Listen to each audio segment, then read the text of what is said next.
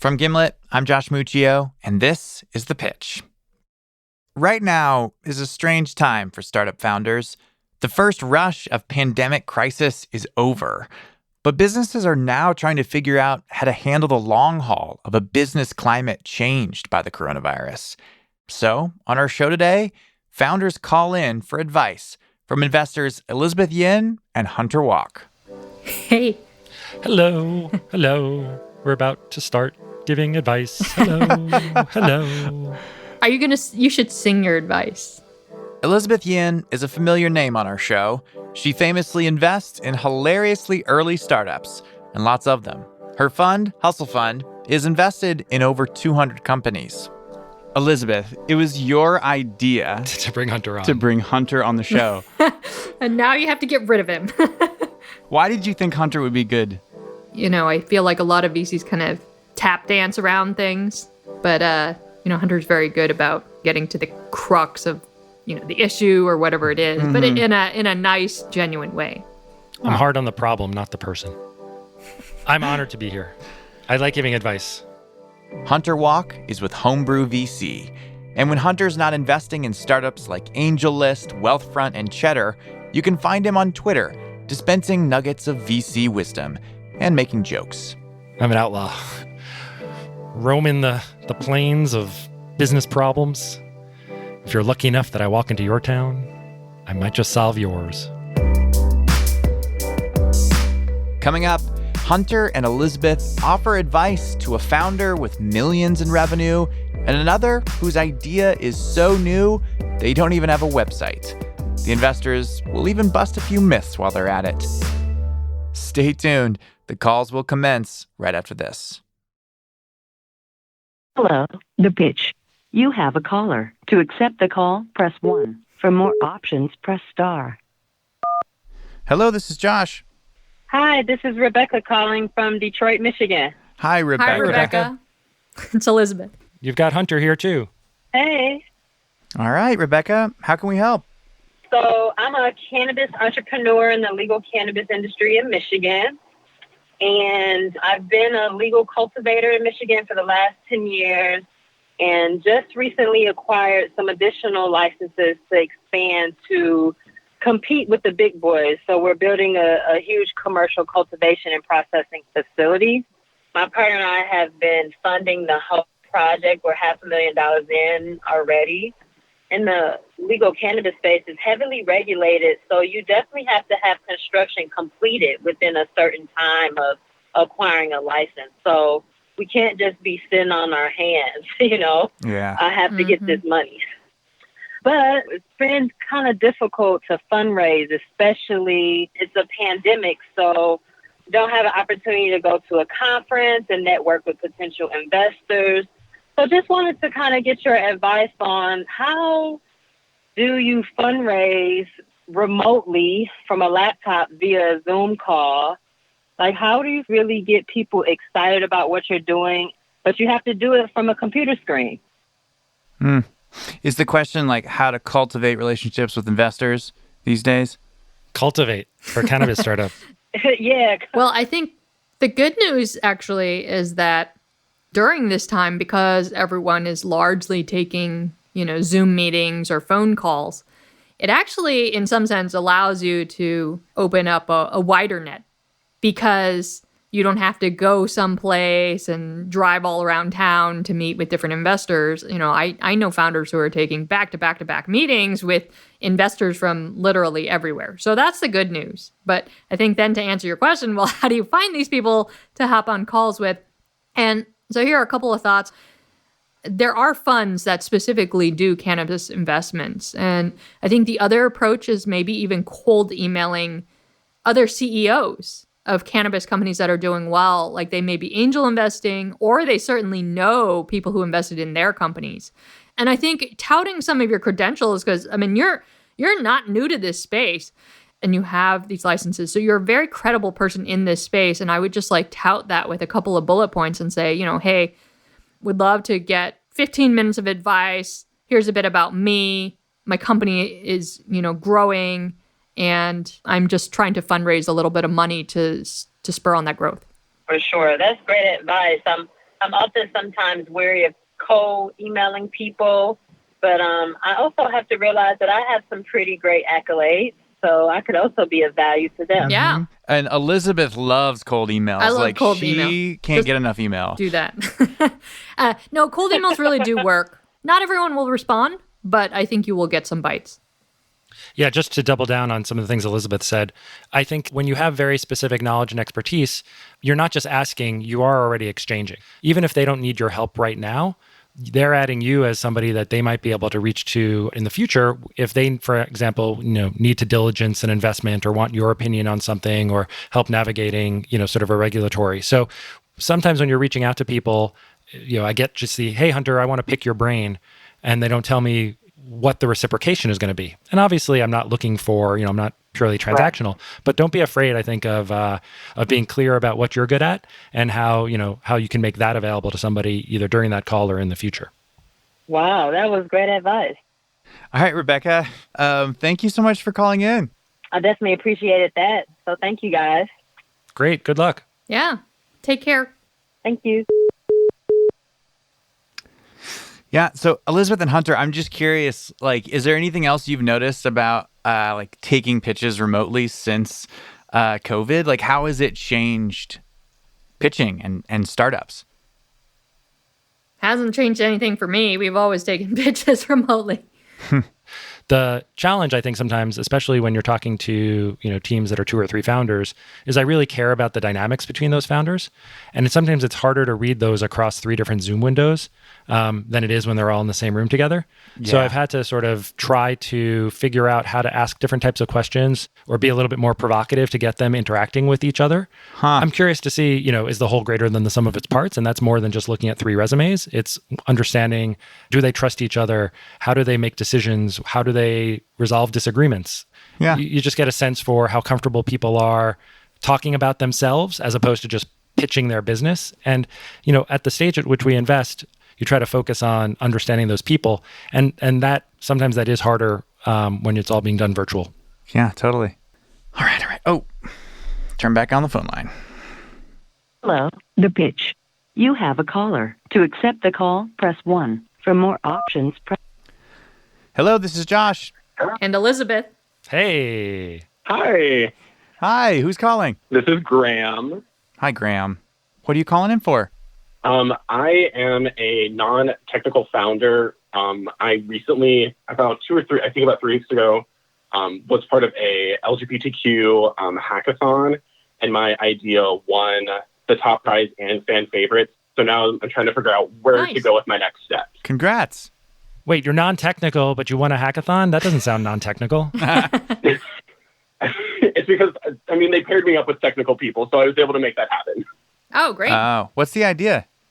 It is a subscription clothing service similar to like Stitch Fix or Trunk Club, but it's more geared towards the LGBTQ community, especially towards trans, gender nonconforming, non-binary people, because the typical brick and mortar shopping experience isn't necessarily as accepting as you have the gendered men's and women's section. So this allows people to, in the safety of their own home, try on clothing. Yeah. Oh, yeah. Yeah, I can see that. Why that won. That's a cool idea. Thank you. So what's the problem? You're a winner. Yeah. So what's the Right. problem? Yeah, great. We're done. Well, I won that. They did give me a little bit of money, which I'm, putting into account on the side to hopefully allow it to grow a little bit. But now figuring out, because there is a fairly high entry, like monetarily, into the field of this, because you have to have all of this inventory of clothing.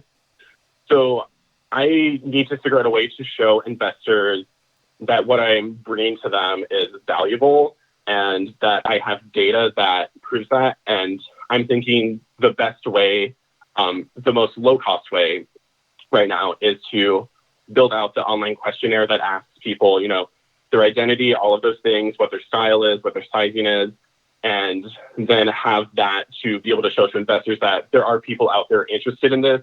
I just don't have the money myself to bootstrap it. So you want to collect a bunch of responses using the style quiz and then go to investors and say, I've got all these people. This is what they want. Let's go make it happen. Yeah. I think that sounds great. And actually, that is exactly what Stitch Fix did. Graham, what's your timeline on this? Like, have you quit your job and everything? No, I am still working full time, so the amount of time I have to put towards this isn't a lot right now. But this was something I started developing in grad school about a year and a half ago. Put it away for a little bit. Then, this hackathon opportunity came up. Like, let me put this, towards people who will either love it or hate it. And the amount of positive responses that I got was really great, which makes me want to push it more. Yeah. Yeah, there's nothing like that feedback when you're like, oh, there's this thing, it might work. And then people are like, no, we want it. Do it. Yeah. I mean, in all honesty, actually, you can really get this going in a concierge type of way, right? This is basically a personal shopping service. Mm-hmm. So if you do have people even who want to volunteer, like, you don't need inventory. Like, every weekend they can just go and personally shop for your customers who are paying you that $20 or whatever, right? Kind of like how Zappos started out a little bit. Yeah, well, actually, Stitch Fix started out this way as well. They didn't actually have any tech for a long time. So the important thing is just continue to collect the data around what people liked or what they didn't like or whatever their tastes are. And then they just go to Macy's, buy the clothing, and ship it to their customers? Yeah, exactly. And then you collect data on whether that shipment went well or didn't. And then over time, you collect all this data and then eventually you can run models against it and build out a site and all this other stuff. But you don't actually need any tech to get going. You just need personal shopping. Yeah. Thinking about the leanest way of doing it. Yeah. Yeah. So, I mean, I guess, like, since you're working full time, just every Saturday, I guess you're going to be shopping. I mean, I love to shop, so that works well for me. Oh, that's awesome. Great. Graham, if somebody's like interested in filling out this form or getting involved, like, is there a way they can get in touch? Probably the best way right now would just be to email me directly. No website yet? Nope. Josh, when is this going to air? He can make up a website right now, and by the time it publishes... 2 weeks. You've got 2 weeks from today. There you go. Timeline just started. Can you get it? If he can get it to you, then we can dub that in. Yes, hopefully I will get this thing moving forward. Yeah, go for it. Graham, thanks for calling in. Best of luck on everything. Yeah. Yeah. Take care. You too. Bye. Thanks for the help. Okay, here we are. Just like Hunter said, Graham got his website spun up in time. We'll put a link to it in the show notes. Back to the call-in. Hello, the pitch. You have a caller. To accept the call, press 1. For more options, press star. Hello, this is Josh. And Elizabeth. Hi, my name is Shwetha. Hi, Shwetha. This is Hunter. Hi, Hunter. What are you calling in for? So I'm the founder and CEO of a company called Catalyst, and we're a very early stage startup. My background is in engineering, so I'm a technical founder, and I'm in the process of searching for a business co-founder and have run into some trouble because of COVID, getting in the way of networking and kind of meeting people organically. But I have an opportunity that is coming up in the next couple weeks to pitch a VC, and I know I'm at a disadvantage being a single founder. And so my question is, how can I instill confidence in the investor as a single founder that I still have what it takes to execute on my vision? So first of all, I do think that is a myth that goes around. There's certainly many VCs and investors and angels who believe that, but there are also many others who don't care. So definitely don't sell yourself short. I think if you think there's an immediate need to bring someone on board, I think my recommendation would not be to force a co-founder relationship, and certainly not for the meeting. But you may want to consider, starting to work with people to get to know them. Maybe it's on a contractor basis, maybe it's on a volunteer basis, and just slowly get to know people. Okay. Yeah, I'd agree with that. I actually think well, of course, many of the companies we invest in have, founder teams of 2 or 3 people already together. We've also made investments where it's a single founder who is then going to build what they call a founding team around them, and is setting aside, enough equity to make it worth those people's while to join. all sorts of red sort of alarms go off for me when I think it's a co-founder that just sort of like grabbed somebody after knowing them for a little while and, made them partners in their company. Yep. I just think it's going to make it difficult for you. Yep. So what I'm really looking for is I'm looking for somebody who can attract talent towards them and recruit them. Mm-hmm. Have they started to pull people into their orbit as advisors, as references, so on and so forth? Those can often be pillars that hold up a story, and support it even ahead of being able to hire a team. Gotcha. Shwetha, I'm curious, what are the skills that you need to find a co-founder for? Where I struggle is answering questions around our financial projections, kind of detailing our business model. I think I have enough of an understanding because of previous experience with my first startup that I can kind of navigate this initially. But my concern is raising my initial rounds of funding, whether I'm going to be able to field enough of those questions appropriately to kind of explain how I'm going to execute and grow my business. You're probably no more than you realize. Yeah. Just don't worry sell about it. yourself Go, short. go in confident. Go get 'em. And if you don't know an answer, it's always okay to say, I don't know, and that's something I'm figuring out. Or I'll get back to you. Yeah. All right. Thanks so much, guys. This is really helpful. Take care. Awesome, Shwetha. Bye. Bye-bye. That's a different one, but it's like a pretty basic question. Like, do I really need a co-founder? The worst are the people who think that you have to, and they do 2 weeks of founder dating, and then become equal partners. It's horrible. Is there a midway? Do we pause for a midway bathroom break or something like that? Okay, we haven't done that in the past, but if you need one, just let me know, and we Wow. can pause. I'm so hungry.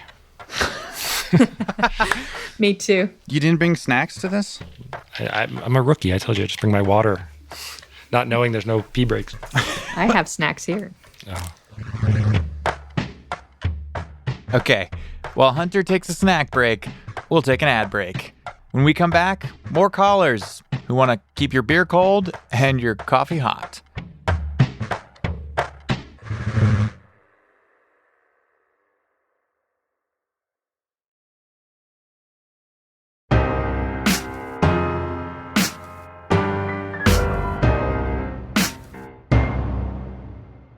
Welcome back. The next caller has a question about convertible notes. Convertible notes often get mentioned on our show in passing, but here's what you need to know. Typically, an angel investor gives a founder some money, and the founder gives the investor an IOU. That's the note. And here's the convertible part. Later on, the IOU for cash can convert into equity. That's when the investor gets a piece of the company. It can get complicated, and our next caller is trying to figure it out too. Hello, the pitch. You have a here caller. we go. To accept Ready. the call, press 1. For more options, press star. Hello, this is Josh. And Elizabeth. And Hunter. Who's this? Oh my gosh, I actually made it through. You made it through. Yeah, this is Bryan. Thanks for calling in, Bryan. Wow, this is crazy. Awesome. I've been trying. What industry is your business in, and what's your problem? We're an outdoor brand. I own GATR coolers. We started off candidly as basically a drunk text message joke between me and my group of brothers. And my brother's working offshore, and I'm living in a camper for 10 years, looking for a way to get out of the oil field, boomer bust type of situation. We went through prototyping. We said, okay, well, we'll sell a couple of ice chests and pay for a family vacation this year, maybe pay our wives' cars off, and then we get a container in, and we sold out within 2 or 3 weeks. And we looked at each other and said, holy crap, and let's get another container. We get it, and we sold it within 2 or 3 weeks, and it's not our family and friends. When you extend past your token, oh, I'll buy it because you're my cousin people, it's exciting. And then we grew from, just 3 containers to 8 containers to just now we can't keep up. So we started off in my brother's shed to storage unit to now we have a 12,000 square foot building we just bought. And it's it's exciting, man. That's Nice. so cool. great. That's awesome. I'm getting fired up hearing it. I want some coolers. That doesn't sound like a problem. Yeah. What's the problem exactly? We primarily focus on corporate and nonprofit customers, which isn't bad, but it is post-dated checks or long net terms. We have some great margins with them, and it's a huge market, so we can't really tell them no. When you have somebody that spends annually as a group $20 million a year, you don't want to tell them no, but it also isn't easy for us to float several $100,000 for months at a time. Mm-hmm. So Bryan, if you don't solve this, what happens? To be frank, we continue to slow walk this. I quit my $250,000 a year job to do this full time in January, and my brother's not necessarily needing to quit, but he's able to quit if we wanted to. We can continue to kind of slowly grow it the way we've done. We've done a couple $1 million in sales since 2017, but we see the opportunity to be 50 million plus within the next 3 to 5 years if we can solve the problem. So it's more or less missing a boat, not necessarily that the boat that you're on is terrible, but it's a much bigger, better boat that you're missing out on. Is this an opportunity where, even though you hate to have to sell off equity just to solve a cash flow problem, but getting a one-time infusion of $500,000 of working capital gives you the ability to level up? That is exactly the position we're in right now. And that was a conversation me and my brothers had 100 times. And it's, we'd rather be 80% owners of a $50 million business than 100% owners of a $2 million business. And we just met someone by chance that opened our minds to convertible notes. I didn't even know. I guess I should have let off with, I'm not a business guy. I'm just a dumb oil field worker that's winging it. So, I didn't know what a convertible note was. My brother's never heard of it. I've never heard of it. Nobody's ever told us about that. So I've been researching a lot and listening to every podcast that I can about it. I've listened to this podcast a ton, but nobody really touches on convertible notes enough to where I feel super comfortable with it. I guess my main concern is, in y'all's opinion, are you familiar with convertible notes?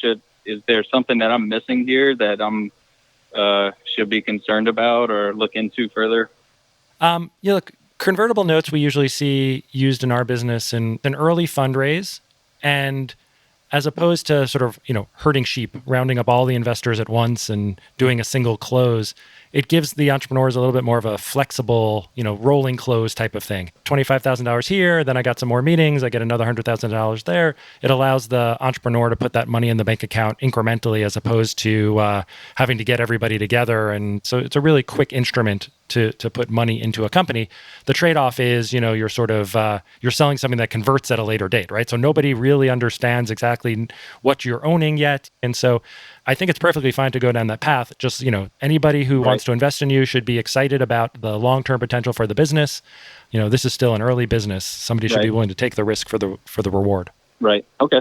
I think the last thing that I would add to that is, depending on how the convertible note is written, I have seen before where, technically a convertible note actually is debt. It is technically an IOU. And sometimes there's this option to take your money back plus interest.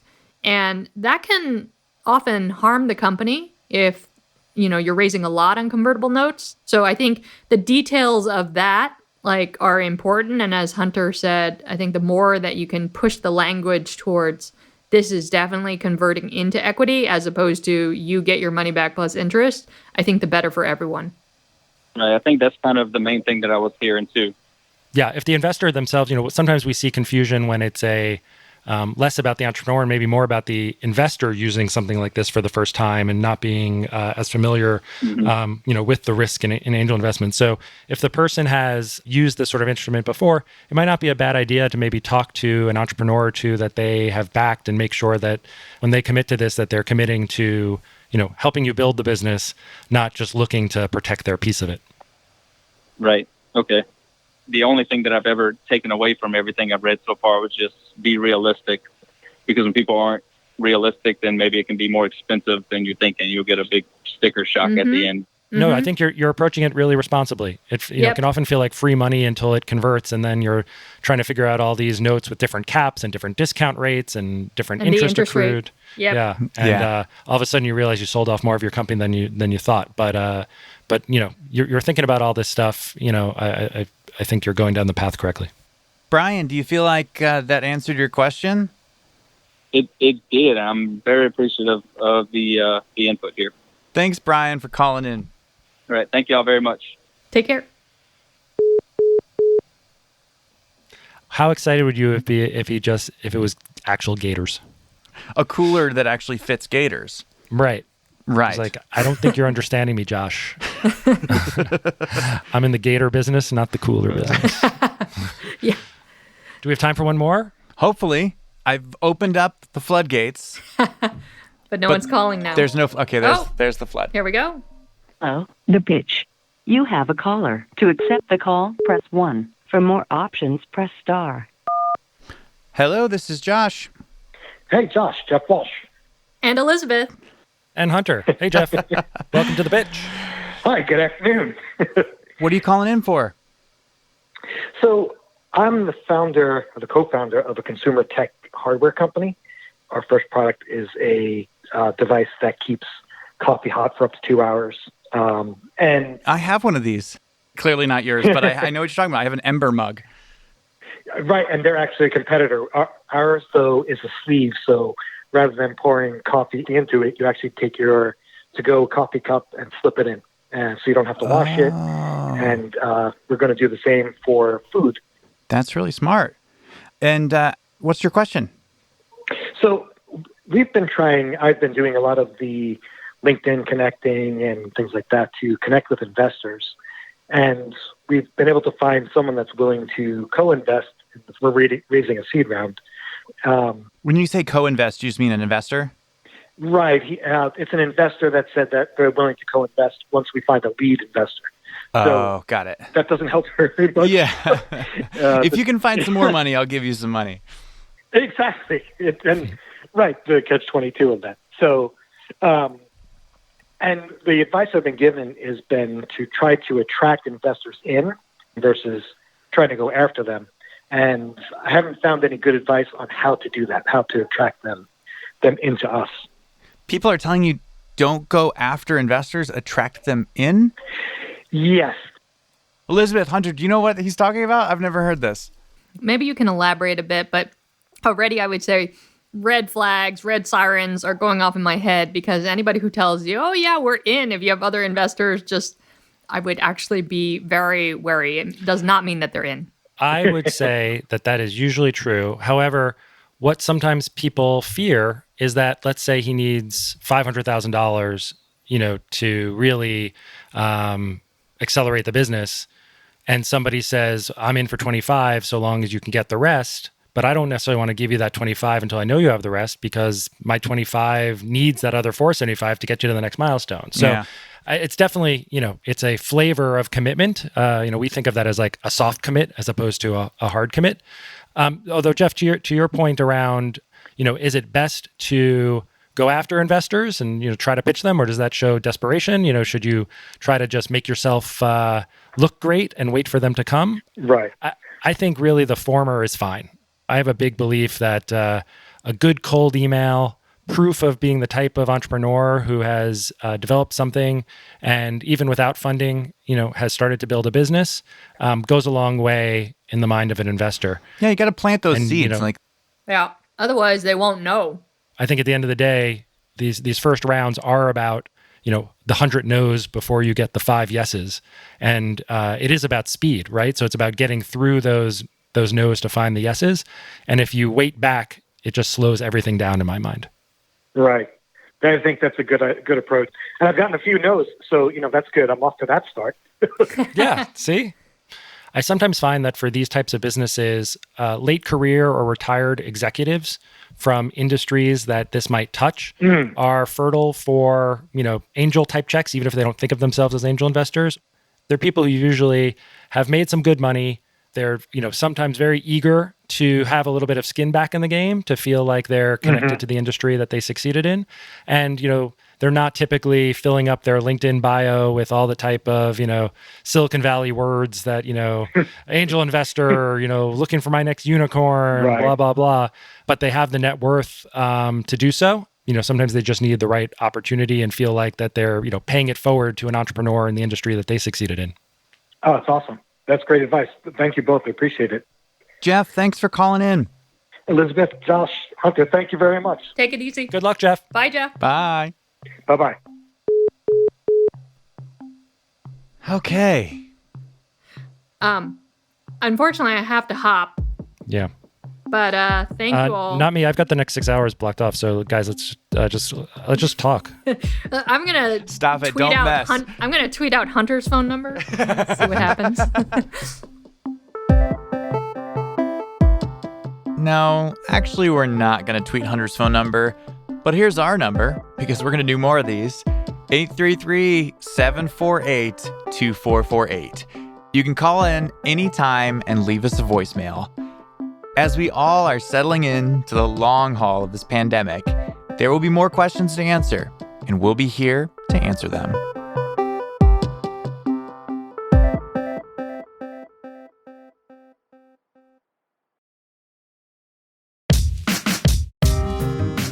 The Pitch is hosted by me, Josh Muccio, produced by Chris Neary, Heather Rogers, and Max Gibson.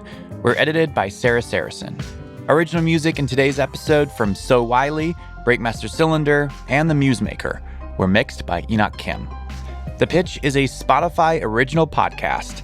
You can follow us on Spotify or subscribe wherever you listen. And we're also on Twitter and Instagram at The Pitch Show. Thank you so much for listening. We'll be back with a new episode in 3 weeks. See you then.